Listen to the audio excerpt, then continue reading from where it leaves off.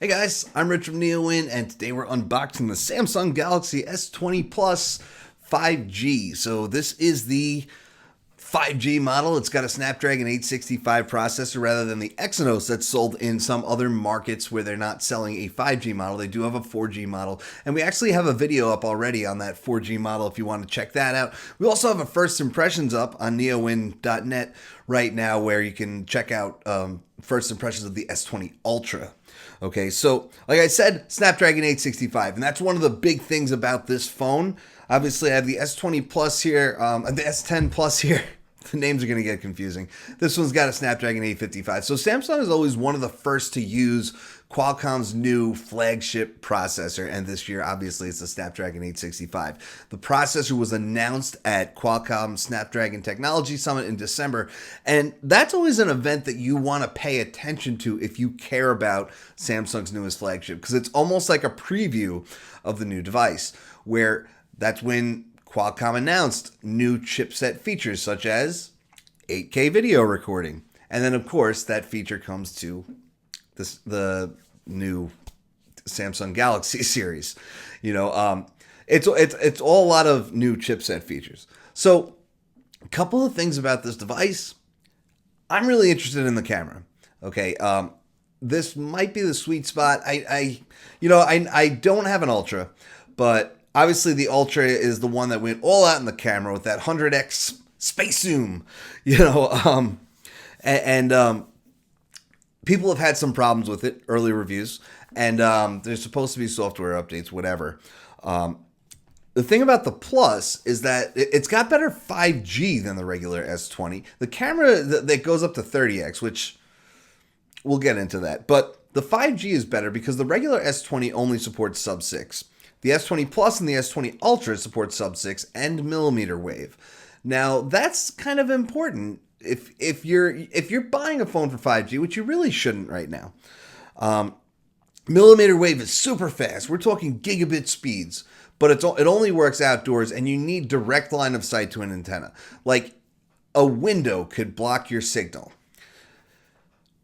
You have to be in the right spot to get it. So 5G eventually is going to be a combination of sub-6 and millimeter wave, and really low band, mid band, and millimeter wave. So T-Mobile has rolled out nationwide low band 5G on the 600 megahertz spectrum. And that's what I'll mostly be using because that's what I have where I live, and that's important. It's important to have 5G where you live, and T-Mobile's really the only one doing that.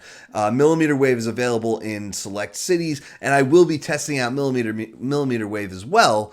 I'll be taking a little road trip to New York City to do that. So really, 5G is going to be a combination of those things. And then, of course, T-Mobile's going to acquire Sprint, and they'll have their mid-band. So, and the other thing that you have to consider is that the antenna might be strong enough to send that powerful millimeter wave signal to your phone, but your phone might not be powerful enough to send a millimeter wave signal back to that tower.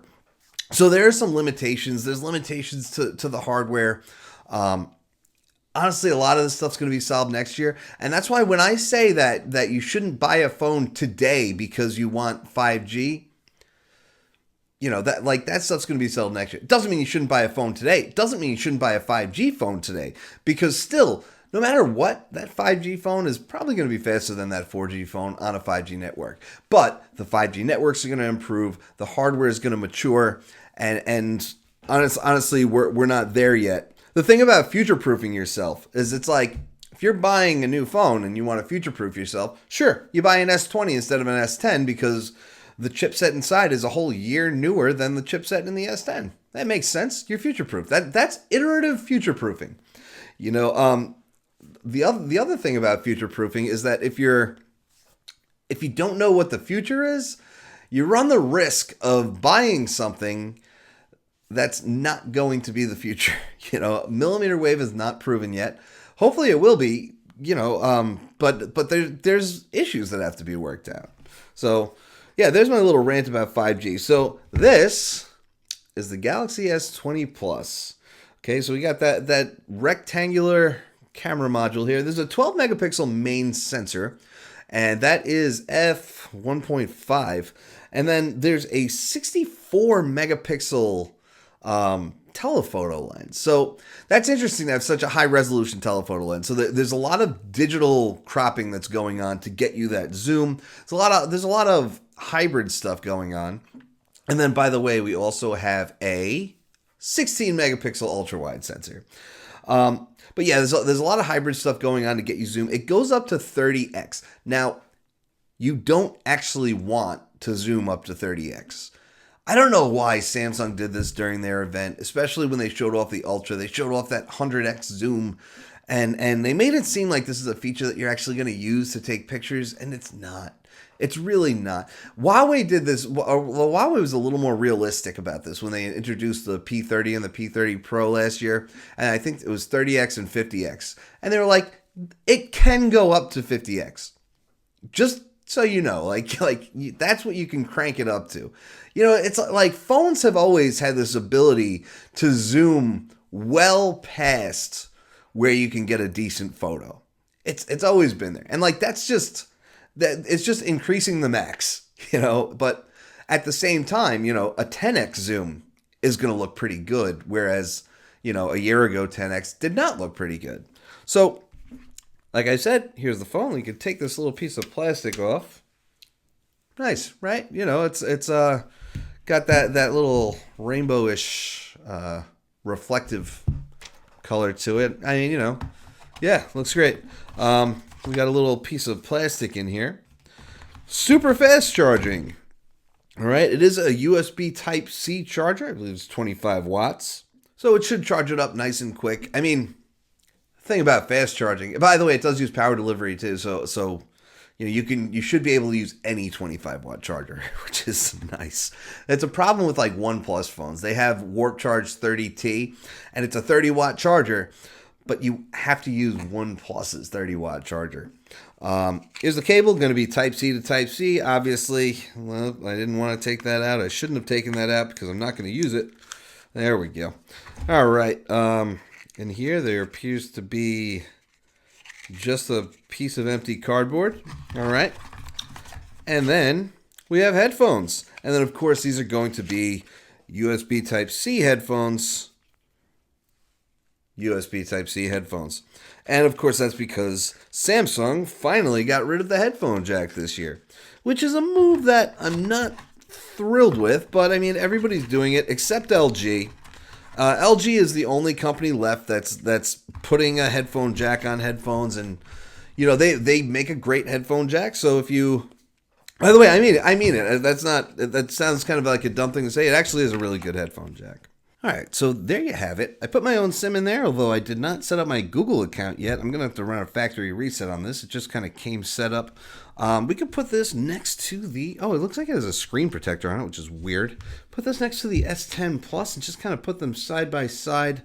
You can see, obviously, the S20 Plus is bigger. It has a bigger display at, the resolution is 1440 by 3200 now.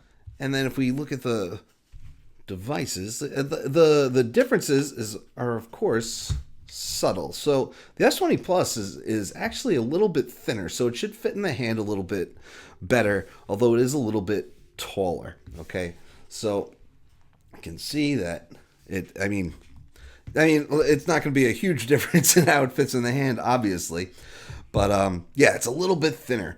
The hole punch for the camera has been moved to the center, and of course there's only a single lens camera now. And Samsung really does make great displays. It's QHD, like I said, but it's 120 hertz now, but you do have to go into settings to turn that on. By default, it's set to 60 hertz, which is annoying.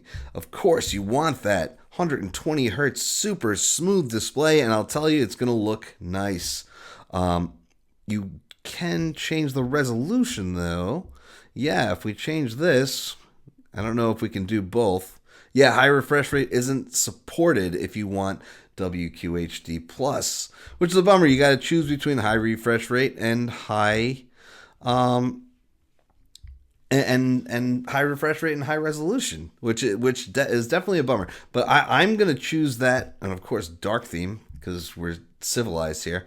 I'm going to choose that high refresh rate because I've used several phones with high refresh rates, usually 90 hertz though, which is like the Pixel 4 series, the OnePlus 7 series, and it is worth it. You'll see those just smooth animations. I'm not even sure if you could see the difference from watching the video, but if you don't, go to a T-Mobile store or Verizon store or whatever, and just check it out, because it makes a difference, and you'll be able to see it if you're using it in person. You can see I do have that 5G icon. Now there's been some controversy over T-Mobile 5G and the fact that you might not actually be on 5G, but hey, that's really, honestly, if you ask me, that's neither here nor there. T-Mobile did send me this phone, just to be clear, but that's also an issue apparently with AT&T's low band. Apparently, it's if it's connecting to a tower where 5G is available, it's going to show as 5G, even if you're not connected to 5G. The truth is, what matters is the performance of what you're actually doing, right?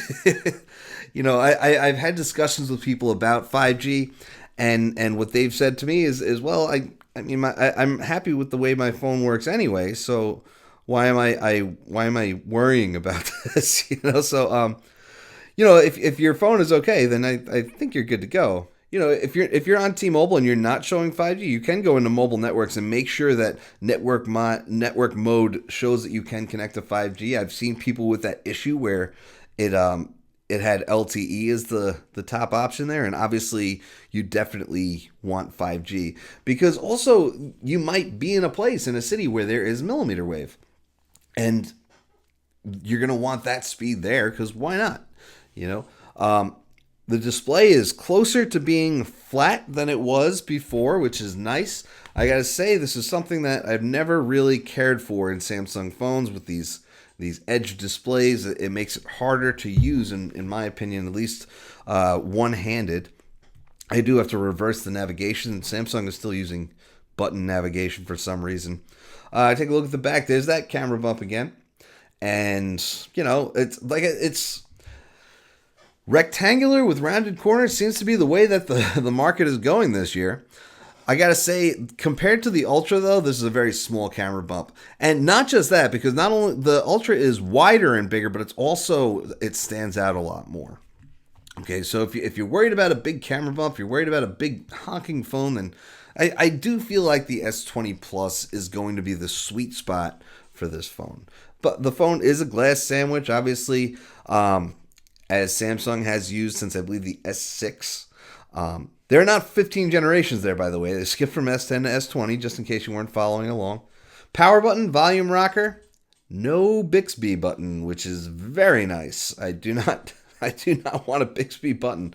USB Type-C port for charging on the bottom, and of course, no headphone jack. Now, there's no headphone jack. What I would suggest is that you pick yourself up some of these. This is the Galaxy Buds Plus, and I gotta say, I've been using them for a while with different devices ever since Unpacked, where they gave them out, and they're quite nice. Samsung Daily, okay, but yeah, Samsung makes a great display though, and I don't always get excited for Samsung phones, but I did this time because, frankly, I booted up my S10 Plus a couple weeks ago, and I forget about how impressed I am with these devices. Yeah, I am super excited to try this. And I know I say I'm super excited a lot, but the obviously the Samsung Galaxy S series is probably, the second most popular flagship smartphone lineup in the world behind the iPhone. So a lot of people get very excited about it. And you know what the thing is, like, sometimes it's like, okay, there's another, because they do it twice a year, so as someone who's constantly involved in this, it's like, okay, another one. But one, Snapdragon 865, right? I'm pumped for that because it's new silicon. What's new over last year? Performance improvements, big time camera improvements that we're seeing in the Snapdragon 865. So I'm excited about that. Camera improvements. I'm excited about that. Optical zoom is something I care about. Lossless zoom is something I care about. Coming from that Windows Phone era, of 40 megapixel sensors for that purpose. And we've come so far beyond that now in just the last year or two with secondary lenses and high resolution lenses. So optical zoom and hybrid zoom and that stuff working together. That excites me. It excites me because we've all had that moment where we're far away from something. We pinch to zoom. We end up taking a kind of crappy photo, So lossless zoom is something I care about. And then, of course, the display. Samsung really does make the best displays. If you've used, like the S10 Plus or something before that, those Super AMOLED displays are phenomenal. So adding 120 hertz to that equation, nice. I do wish it worked at QHD, but I don't think it's going to matter. That refresh rate will affect the battery. It does. This is like physics. Higher resolution affects battery. More pixels equals more dots and more GPU power and whatever. And then high refresh rate means you're refreshing it twice as much. So by default, it's set to full HD 60 hertz. And then you could turn it up to QHD. That's going to affect the battery. Or you could turn it up to 120 hertz, and that's going to affect the battery. So it is what it is. I think full HD is fine in a smartphone. I've said this many, many times before. Full HD, there was a time when full HD was fine for a 40-inch TV. So why wasn't it good for a 6-inch phone? It's one of those things. So anyway, guys, I'm going to have a review on this in probably about a week. So stay tuned for that. I'm Rich from NeoWin. Have a great night.